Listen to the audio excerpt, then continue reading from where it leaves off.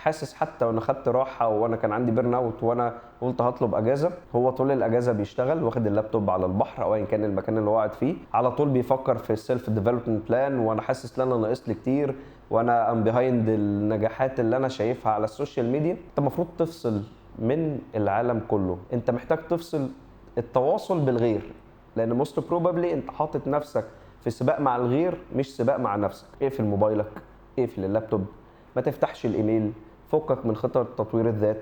كل ده مش هيأثر في الاسبوع الاجازه اللي انت واخدها. انا محتاج اعمل ريستارت، انا بعمل ريسيت فاكتوري ليا، سواء بقى فيزيكال سواء منتال ايا كان. خطط الشغل قبل الاجازه اعمل ديليجيشن، فانت في حد ديليجيتد خلاص مسؤول عنها، وانت في الاجازه اقفل موبايلك.